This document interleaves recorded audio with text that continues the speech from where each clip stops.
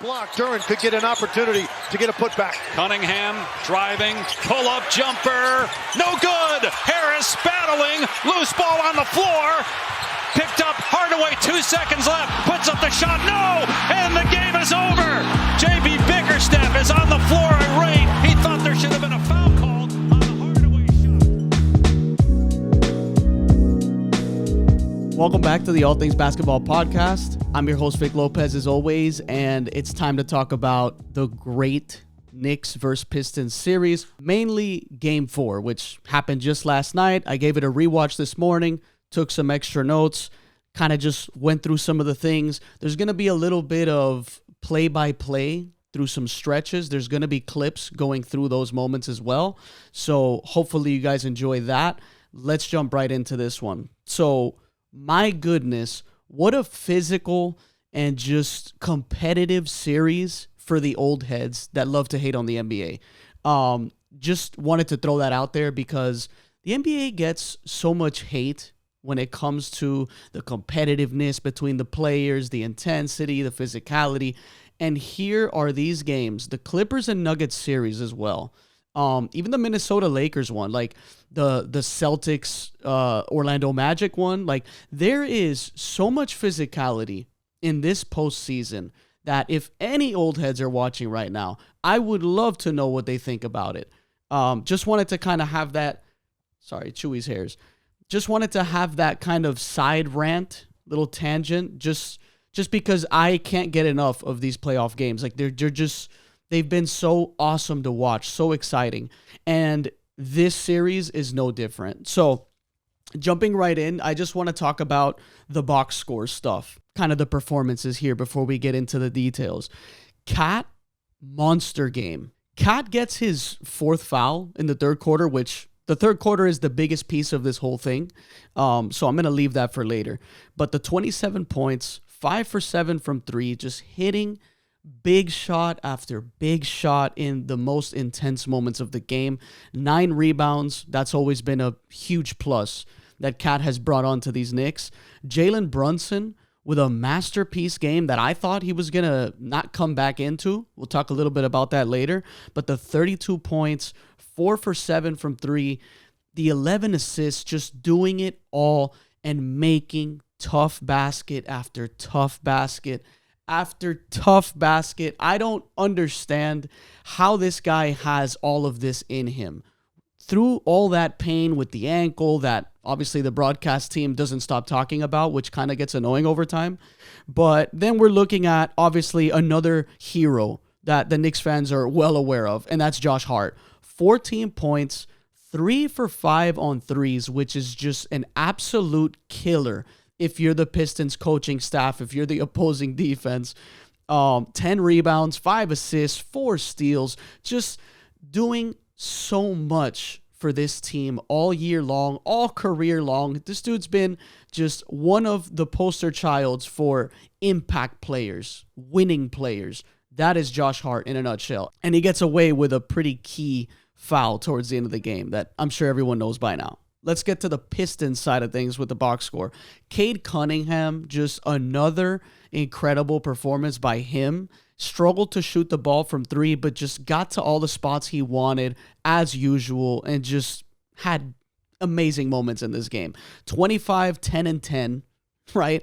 And then he has those 4 blocks. Just what a season from this guy. And shout out to the Detroit Pistons fans who have been able to just watch all of this unfold.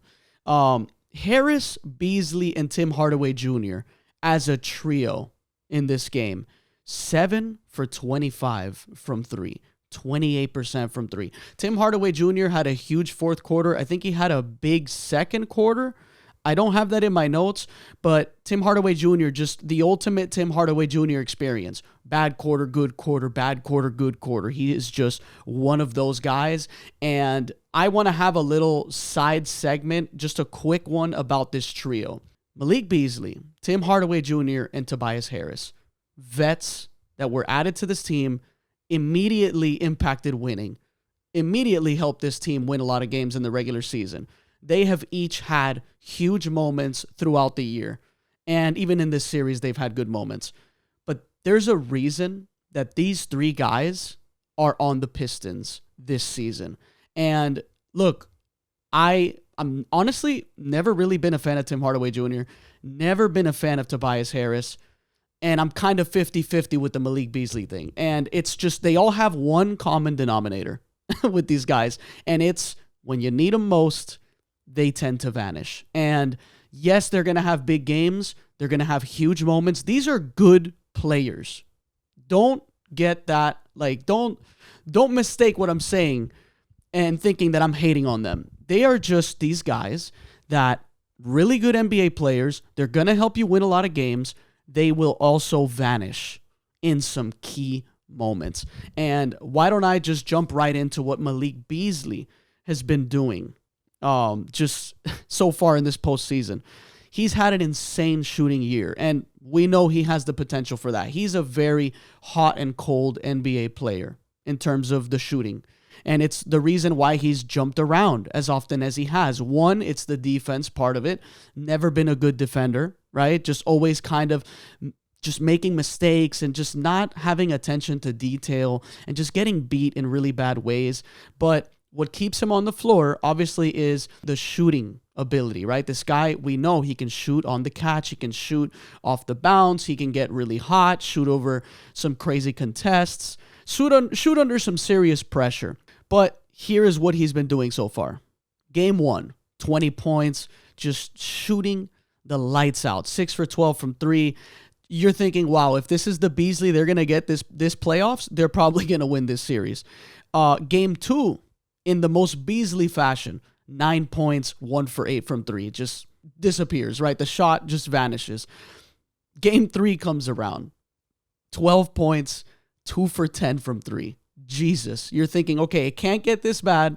He's going to show up next game. And game 4 comes around, and he can't buy a basket until basically the end of the game. 3 for 9 from 3, and in the last 3 games, he's shooting 22% from 3. He is at 30.8% for the postseason right now. He's 12 for 39 on threes. Just the Malik Beasley experience, right? I mean, that's what it's been. If you have watched him throughout the years, you know that this is what he does sometimes. And it's why he's bounced around. It's one of the main reasons that he's also bounced around, because he's not really going to help you on defense. And then when he disappears on offense, you're like, what is this guy doing for me right now? Right? So, and no shade on Malik Beasley. It's just facts. Anyone that watches him knows that that's just true. Then you have Tim Hardaway Jr., just another guy that's very similar to Malik Beasley in terms of the streakiness, right? Like, this guy will have a great fourth quarter in this game. And if you look at just the totality of his production, just how he gets his baskets and how often he's left open and how often he lets you down, that is what happens when you're watching Tim Hardaway Jr. as well. He's 38% from the field in the postseason. And this is a guy that, look, man, he is very J.R. Smith-ish in terms of he could just get a basket in some very difficult circumstances, like he's in traffic and he just hits a step back 3, or he's being contested, maybe fouled, and he knocks down crazy shots. And then he misses wide open ones. He kind of disappears. He sometimes makes questionable decisions on defense, and it's similar to that Malik Beasley conversation.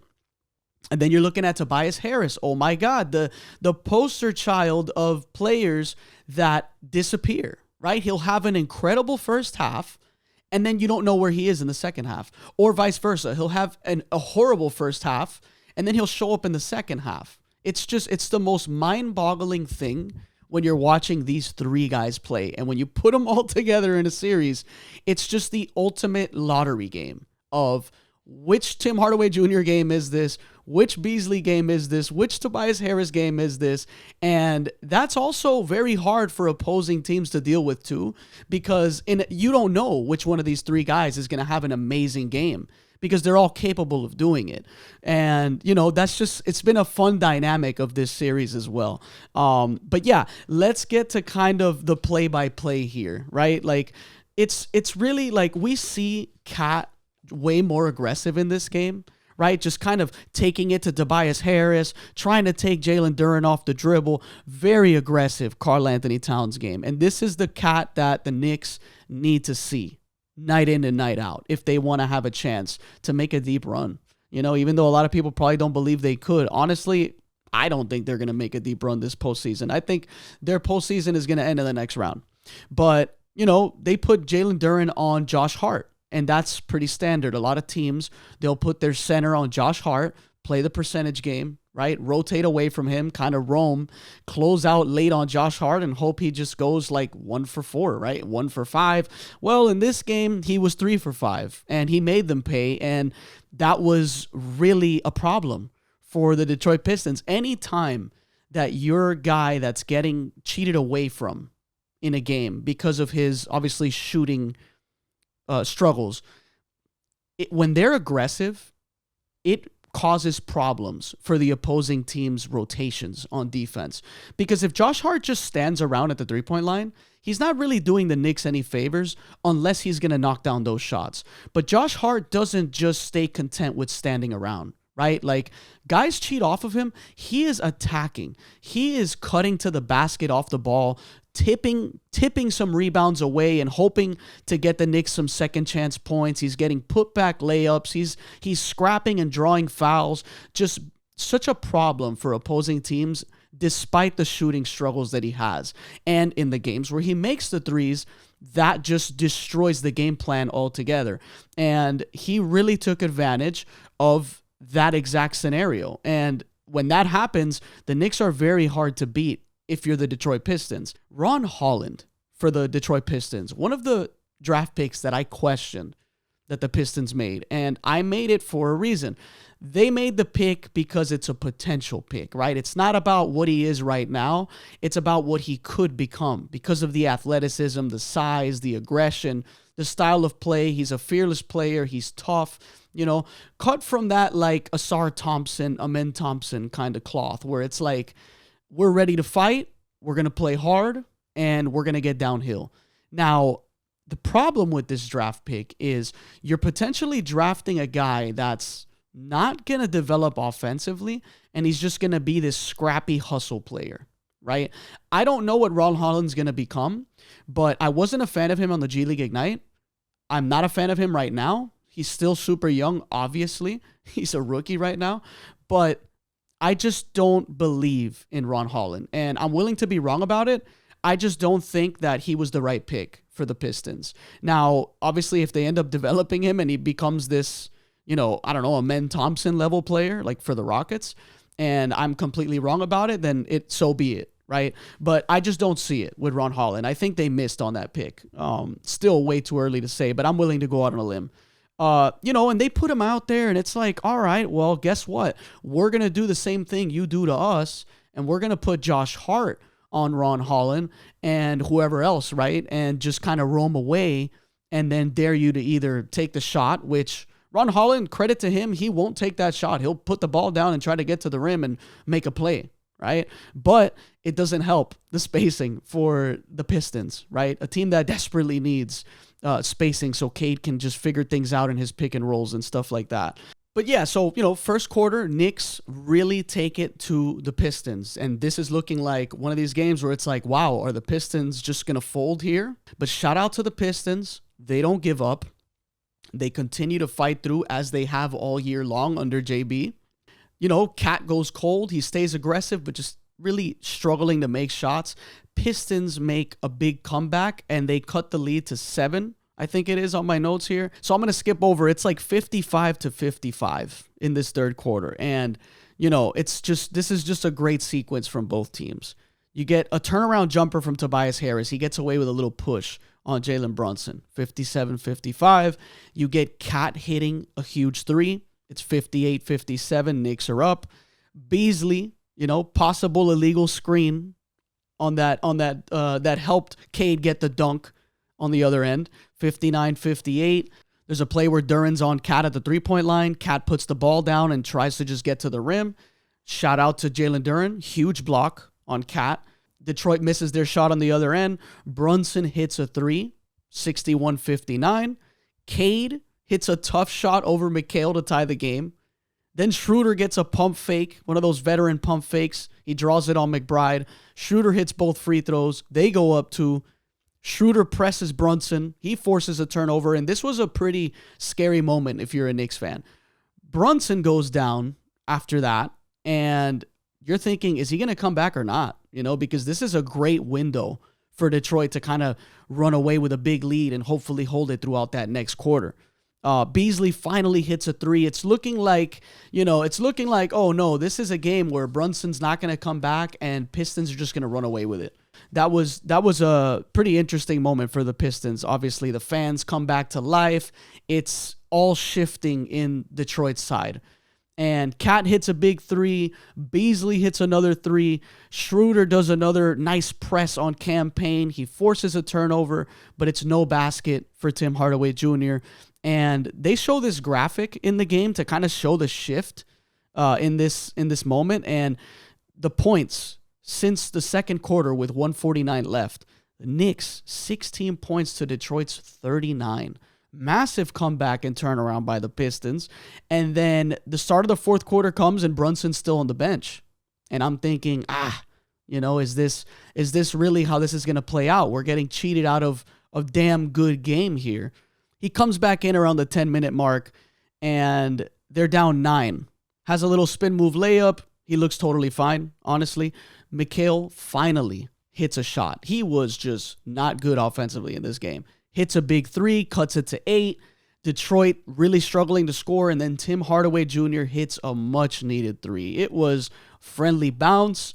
Brunson then hits a tough layup. It was just, this guy follows up that tough layup with a much needed three. Step back three over Tim Hardaway Jr. It was crazy. Just the level of difficulty that Brunson is able to just make shots on. Schroeder hits a clutch jumper. Cade comes down and hits a step back two over Mikal, and all of a sudden it's 88-84 Detroit. Cat hits a huge three. It's still 88-87 Detroit. Tim Hardaway Jr. responds with a three of his own, and the Pistons start to kind of pull away. It's 91-87. There's a Brunson floater on the other side. It's a 2-point game now. Tim Hardaway Jr. then hits another pull-up two. He puts it up 93-89. Just huge fourth quarter sequence. And then we get Cat in this situation over Duren. Clock's winding down. Cat's in that kind of just struggle to try to create a window to get a shot. He's falling out of bounds on a fadeaway 2-pointer. And he knocks it down over Jalen Duren. One of the biggest shots of the game.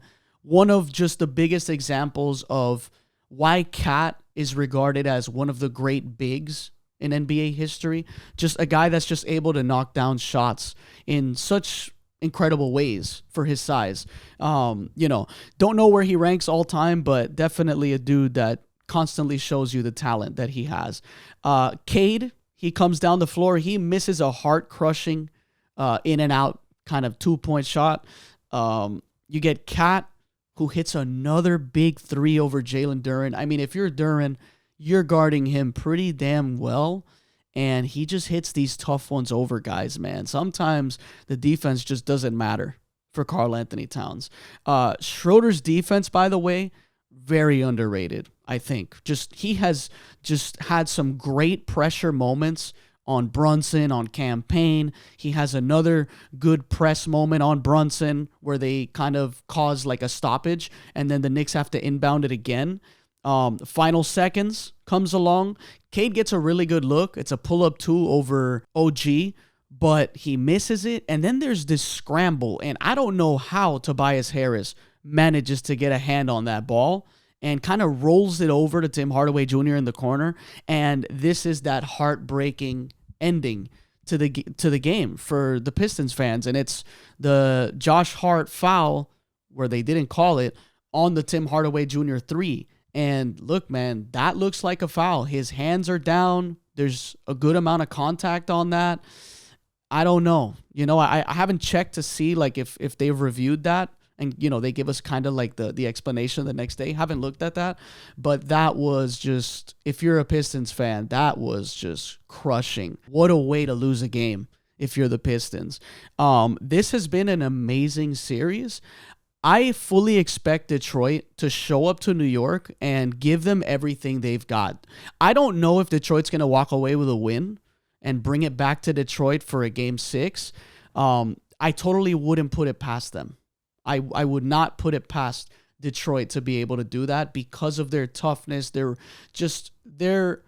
relentless approach to these games. They refuse to give up. They give teams everything they have on both ends, and you got to love them for that. And if the Knicks think that they're just going to walk into this one and that, these guys are going to be on their heels and not going to be ready to fight, they're in for a rude awakening because JB Bickerstaff's not going to let these guys just go out like that, right? This is the kind of game where, you're going to see most likely a crazy Malik Beasley game in New York. And for the Pistons' sake, you hope that happens.